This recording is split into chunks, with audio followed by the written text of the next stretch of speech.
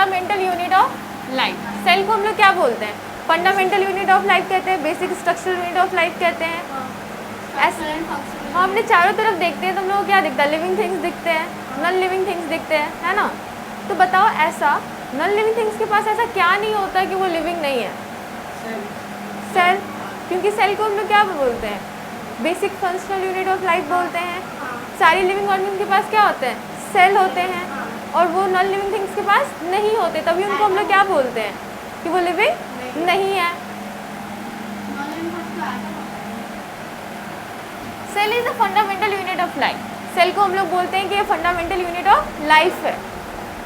All the living organism are made up of cell. जितने भी living organism हैं वो क्या चीज़ के बने हुए हैं? सेल के बने हुए हैं। सेल और सेल के क्या चीज़ के? प्रोडक्ट के बने हुए हैं। It is a structure and function unit of life because whole body is made up of cell. इसको हम लोग स्ट्रक्चर एंड फंक्शन यूनिट इसलिए कहते हैं क्योंकि हमारा पूरा बॉडी क्या चीज़ का बना हुआ है? सेल का। सबसे एक छोटा यूनिट हमारे बॉडी का देखा जाए तो क्या है? सेल है। एक सेल जो खुद में क्या है? पूरा है, वो कैपेबल है अपना पूरा फंक्शन करने के लिए। अगर एक सिंगल सेल है तो यूनिसेलुलर ऑर्गेनिज्म होते हैं ना, एक सेल के होते पर सारे फंक्शन करते हैं कि नहीं करते हैं? तो सेल खुद में कैपेबल है पूरा फंक्शन करने के लिए। और सेल और जो लिविंग ऑर्गेनिज्म होते हैं जैसे मल्टी सेलुलर ऑर्गेनिज्म हो गए, वो एक से ज़्यादा सेल के बने हुए हैं। तो ये जो सेल्स हैं यही कंबाइन करके क्या करते हैं? हमारे पूरे बॉडी को बना रहे हैं। जब सेल्स मिलते हैं, ग्रुप ऑफ सेल्स मिलते हैं तो क्या बनता है? टिश्यू बनता है। जब टिश्यू मिलते हैं तो क्या बनता है? ग्रुप ऑर्गन बनता है। और जब ऑर्गन मिलते हैं तो क्या बनता है? Organ system. जैसे डाइजेस्टिव सिस्टम हो गया, रिस्पिरेटरी सिस्टम हो गया। हाँ, तो ये सारे क्या हैं? ऑर्गन सिस्टम है। जब ऑर्गन सिस्टम मिल रहे हैं तो क्या बन रहा है? हमारा बॉडी ऑर्गेनिज्म बन रहा है। ठीक है। We know as the fundamental unit of life because it regulates all the function inside our organism. इसको स्ट्रक्चर एंड फंक्शनल यूनिट इसलिए कहा गया क्योंकि हमारा पूरा बॉडी क्या चीज़ का बना हुआ है? सेल का बना हुआ है, इसलिए स्ट्रक्चर एंड फंक्शनल यूनिट कहा गया। अब इसको फंडामेंटल यूनिट का इसलिए कहा गया क्योंकि ये एक बेस है, इसी बेस पे सारे चीज़ हमारा बन रहा है ना, इसलिए इसको फंडामेंटल यूनिट कहा गया। ठीक है। ये हमारे बॉडी के जितने भी फंक्शंस होते हैं उनको क्या करता है? रेगुलेट करता है, इसलिए इसको फंडामेंटल यूनिट ऑफ लाइफ भी कहते हैं। तो सेल को स्ट्रक्चरल यूनिट क्यों कहते हैं? ठीक है। फंडामेंटल यूनिट क्यों कहते हैं? ये समझ में आ गया। Cell is a Latin word. ये कौन सा वर्ड है? जिसका मतलब क्या होता है? एक लिटिल रूम, एक स्मॉल कंपार्टमेंट। ठीक है। रॉबर्ट हुक जो थे उन्होंने क्या किया था? इसको डिस्कवर किया था सेल को। कब किया था? 1665 में किया था।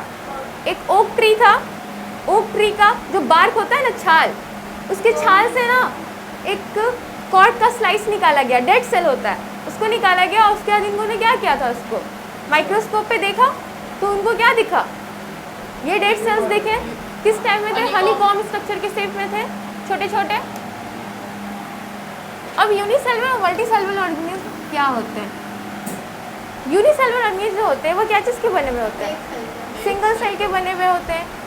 वही जो सिंगल सेल जो होते हैं वही उसका क्या होता है? फुल स्ट्रक्चर हो गया, इंटायर फंक्शन जो हो गया वो सिर्फ एक सिंगल सेल ही वहाँ पे परफॉर्म कर रहा होगा।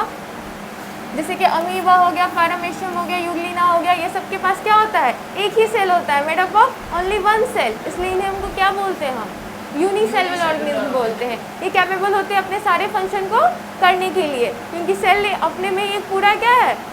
एक होल यूनिट है। ठीक ना। ये कैपेबल है पूरे फंक्शन को करने के लिए। Anything less than a complete structure of cell, ठीक ना, वो इंश्योर नहीं करेगा, ठीक है, कि कोई चीज़ लिविंग है या फिर नहीं। एटलीस्ट एक प्रॉपर सेल होना ज़रूरी है किसी भी चीज़ को लिविंग होने के लिए।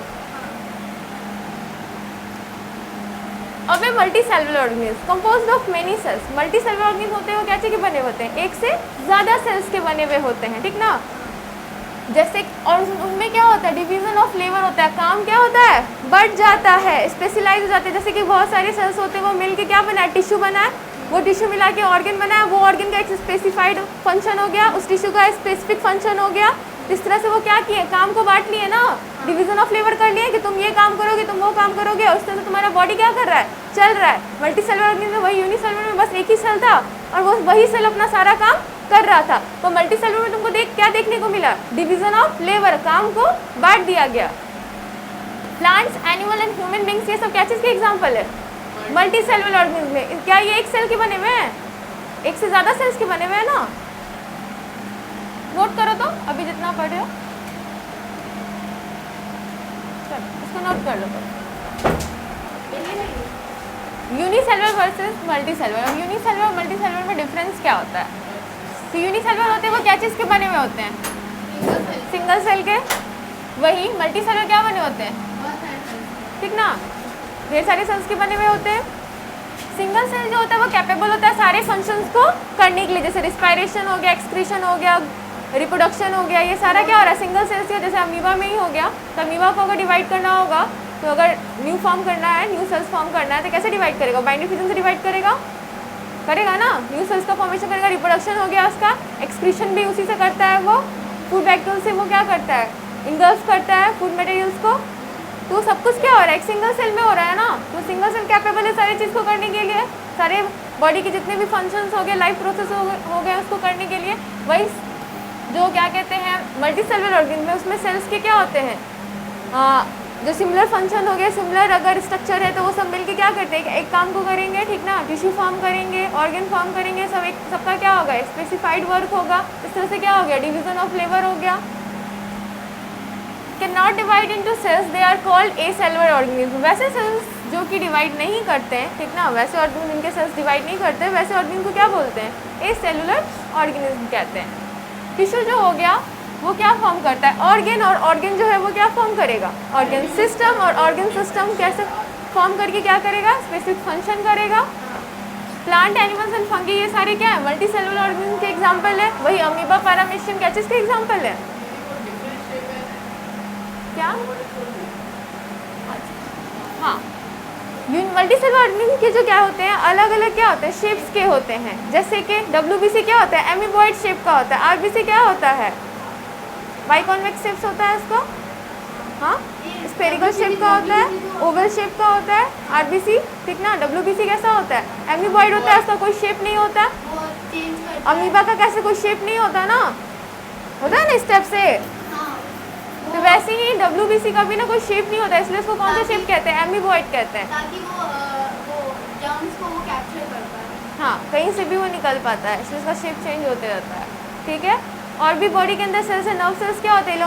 इलोंगेटेड होते हैं, लंबे होते हैं। तो वैसे ही जो होते हैं ना, अलग अलग सेल्स जो होते हैं, उनके डिफरेंट क्या होते हैं? शेप्स होते हैं, और वो डिफरेंट टिश्यू का क्या करते हैं? फॉर्मेशन करते हैं। नोट कर लो। अभी डिस्कवरी ऑफ सेल का डिस्कवरी किसने किया था? रॉबर्ट हुक ने किया था। कब किया था? 1665 में किया था। ये क्या थे? एक इंग्लिश साइंटिस्ट थे। इन्होंने जो सेल होता है वो किसमें देखा था? कॉर्क के थिन स्लाइस में। ओक ट्री था, ओक ट्री के जो बार्क होता है, छाल होता है, उसमें से कॉर्क को, ओक ट्री, हाँ हाँ हाँ, ओक ट्री। ये कुछ पहले से पता है कि पता है कि माइंड का ओक ट्री है ना, उसका जो बार्क होता है ना, छाल, उसकी छाल में कॉर्क होता है, उसी के स्लाइस से उसको माइक्रोस्कोप पे उन्होंने देखा था। तो उसमें उन्होंने क्या देखा था? डेड सेल को देखा था, ठीक है। उसका जब उन्होंने देखा तो वो कैसा दिखा? उसका स्ट्रक्चर कैसा दिखा? तो हनीकॉम्ब लाइक स्ट्रक्चर दिखा, इस टाइप का स्ट्रक्चर था, ठीक है। हनीकॉम्ब लाइक स्ट्रक्चर उनको देखने को मिला। उन्होंने उसको क्या बोला? सेलुलाई या फिर सेल का, जिसका मतलब ही होता है क्या? Small compartment, a little room. This discovery indicate for the first time in living organism consisting of number of small structure of और यूनिट, ठीक ना। तो इनके डिस्कवरी से ये पता चला कि लिविंग ऑर्गेनिज्म के अंदर एक छोटा क्या होता है? स्ट्रक्चरल यूनिट होता है, उसी को क्या बोलते हैं हम? सेल। किसकी डिस्कवरी से पता चला? रॉबर्ट हुक की डिस्कवरी से। उन्होंने क्या फाइंड किया था? डेड सेल को फाइंड किया था, ठीक ना। किसमें से? ओक ट्री के बार्क के कॉर्क के स्लाइस में से, ठीक ना। उन्होंने उसको क्या चीज़ पे ऑब्जर्व किया था? माइक्रोस्कोप पे। अब कुछ और साइंटिस्ट आए, रॉबर्ट हुक ने तो डिस्कवरी ऑफ सेल किया, ठीक है। फिर थे एंटोन वॉन लीवेनहुक, 1674 में आए। उन्होंने क्या चीज़ को फाइंड आउट किया था? लिविंग सेल का। वो जो सेल रॉबर्ट हुक ने जो फाइंड किया था, डिस्कवरी किया था, वो क्या था? डेड सेल था। लिविंग सेल का किसने किया था? हाँ। फिर रॉबर्ट ब्राउन आए 1831 में, और उन्होंने क्या डिस्कवर किया? न्यूक्लियस सेल के अंदर क्या कहते हैं? न्यूक्लियस का डिस्कवर किया। फिर कौन आए? मैथ्यूस लिंडन आए, स्वान आए। उन्होंने क्या दिया? सेल थ्योरी दिया, ठीक है। अब जो रुडोल्फ वोल्चो थे, वो क्या क्या किए, सेल थ्योरी को मॉडिफाई किए। अभी पढ़ोगे सेल थ्योरी तो उसको ना फाइनल शेप जो होता है वो किसने दिया, रुडोल्फ वर्चो ने दिया, ठीक ना। और उन्होंने एक टर्म भी दिया ओमनी सेलुला ई सेलुला, जिसका मतलब होता है कि सेल का फॉर्मेशन क्या चीज होता है, प्री एग्जिस्टिंग सेल से होता है। ओमनी सेलुला ई सेलुला ये तो स्लाइडर चलवान दिया था। क्या ये सेल नहीं, रुडोल्फ वर्चो ने दिया था, ठीक है। इन्होंने फाइनल शिफ्ट दिया था। जब मैथ्यू स्लेडन और स्वान ने ना अपना हाइपोथेसिस दिया था तो वो ये एक्सप्लेन नहीं कर पाए थे कि जो जैसे कि इन्होंने कहा था ना कि हमारा जो बॉडी है और उनका जो बॉडी वो सेल और कंपोज्ड ऑफ सेल से, सेल और सेल के क्या प्रोडक्ट से बने हुए हैं। तो सेल से तो बने हुए हैं पर ये और सेल्स कहाँ से आ रहे हैं, उनके प्रोडक्ट कहाँ से आ रहे हैं, नया सेल का फॉर्मेशन कहाँ से हो रहा है, ये बात जो होता है वो नहीं बता पाए थे। तो इस चीज़ को किसने बताया था आगे, रुडोल्फ वर्चो ने बताया था कि जो न्यू सेल्स का फॉर्मेशन हो रहा है ना, वो जो पहले से जो सेल्स हैं उन्हीं से हो रहा है। वही सेल जो हो रहे हैं वो डिवाइड करके क्या बना रहे हैं, न्यू सेल्स बना रहे हैं। तो उन्होंने कहा कि न्यू सेल्स का फॉर्मेशन प्री एग्जिस्टिंग सेल से हो रहा है और उसी वर्ड उसी स्टेटमेंट को हम लोग उन्होंने ला ई सेलुला, ठीक है, जिसका मतलब ही होता है कि जो सेल का फॉर्मेशन हो रहा है किससे हो रहा है, प्री एग्जिस्टिंग सेल से हो रहा है। फिर एक प्रोकेंजी करके भी साइंटिस्ट आए थे जिन्होंने प्रोटोप्लाज्म का टर्म दिया था। सेल थ्योरी, सेल में डिस्कवर्ड बाई किसने, रॉबर्ट हुक ने डिस्कवर किया था 1665 में। लिविंग सेल को किसने डिस्कवर किया था, ठीक ना। पॉन्ड होता है ना, पॉन्ड, पॉन्ड, हाँ क्या क्या बता दो, मकई, पॉन्ड मतलब मकई होता है। POND। हाँ क्या होता है, हाँ ठीक है। वही तो हमको कौन सुनाई दिया, तुमको कौन सुनाई दिया, उसको सही सुनाई दिया। मकई हमको सीरियसली पॉन्ड होता है ना, तो पॉन्ड वाटर में ना, पॉन्ड वाटर को उन्होंने क्या किया ना, जब ऑब्जर्व किया था ना तो उन्होंने देखा कि उसमें ना लिविंग सेल्स है, स्पाइरोगायरा, उसमें लिविंग सेल स्पाइरोगायरा को उन्होंने देखा था, ठीक है। तो ये किसने दिया था, लिविंग सेल को किसने डिस्कवर किया था, लेकिन हम लोग की बुक में लिखा हुआ था कि रेन में वो डिस्कवर किया था। नहीं, लिविंग सेल को ना एंटोन वॉन रेन वाटर को ड्रॉपलेट्स को माइक्रोस्कोप के नीचे रखते थे ना, तो उसमें सीनियर क्लासेस में जाओगे ना और तो हम सीनियर लोग में ये भी लिखा था स्लाइडर चलवान, उसमें जैसे सेल थ्योरी के नीचे ना पहले में लिखा था basic structure and unit of life और फिर दूसरे में लिखा था ना सेल प्री एग्जिस्टिंग सेल होता था। हाँ ये बात सही है। बट ये ना तुम लोग में ना जब आगे क्लासेस में जाओगे ना तो तुमको पता चलेगा ना कि जो रुडोल्फ वर्चो है ना, उन्होंने प्री एग्जिस्टिंग सेल वाला बात कहा था। ये लोग ना इस वाले पॉइंट पे आ ही नहीं पाए थे कि जो सेल है ना वो प्रोडक्ट ऑफ सेल्स कैसे बना रहा है, सेल कैसे डिवाइड कर रहा है। तो फाइनल शेप ना रुडोल्फ वर्चो में दिए थे। जूनियर क्लासेस में जो होता है ना थोड़ा शॉर्ट करके लिख देता है, जैसे जैसे सीनियर क्लासेस में जाओगे ना थोड़ा सा और उसको ना एक्सप्लेन करेगा, ठीक है। सीनियर क्लास में नेक्स्ट हाँ सीनियर क्लासेस में एक्सप्लेन करेगा।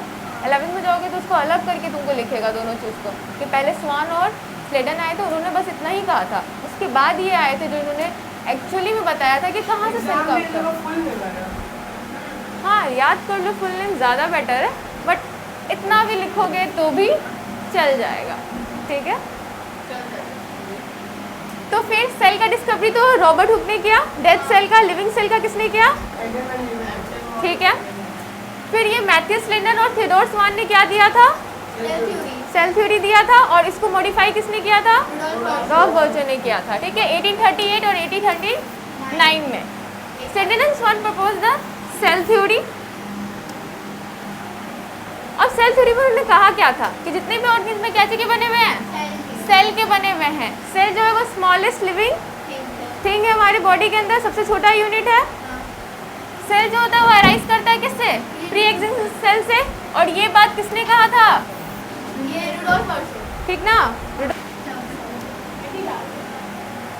अब है shape and size of cell, shape और साइज सेल का। Shape and size of cell very but all these are ultimately determined by the specific function. Shape और size जो होता है वो सेल का क्या करता है, वेरी करता है। सारे सेल्स जो होते हैं वो एक साइज और शेप के नहीं होते, वो क्या डिटरमाइन करते हैं, अलग अलग जो तुम्हारे शेप एंड साइज के जो सेल है वो स्पेसिफिक फंक्शन बता रहे हैं, ठीक है। Some cells can change their shape, जैसे कि अमीबा है वो अपने शेप को क्या कर सकते हैं, चेंज कर सकते हैं, उनका एक फिक्स शेप नहीं होता। WBC जो होता है उनके पास में क्या होता है, फिक्स शेप नहीं होता है, ठीक ना। WBC भी अपना शेप क्या करते रहते हैं, चेंज करते रहते हैं, ठीक है। इसलिए उनको क्या बोलते हैं, एमीबॉइड कहते हैं। उनका शेप क्या बोलते हैं हम, एमीबॉइड। जैसे अमीबा का कोई शेप नहीं होता, वैसे WBC का भी कोई शेप नहीं होता। सबसे स्मॉलेस्ट सेल कौन सा है, PPLO, pleuropneumonia like organism, PPLO mycoplasma सबसे छोटा सेल होता है, ठीक है। 0.1 माइक्रोमीटर का होता है। एक माइक्रोमीटर जो होता है वो कितने मीटर के बराबर होता है, 10 to the power -6। हाँ। लार्जेस्ट सेल कौन है, ऑस्ट्रिच है। और लॉन्गेस्ट एनिमल सेल कौन सा है, नर्व सेल्स है। माइक्रोमीटर को हम लोग इस तरह से शॉर्ट में लिखते हैं, इसी को हम लोग माइक्रोन भी कहते हैं, ठीक है। चलो अब नोट करो तो पीछे से। Discovery of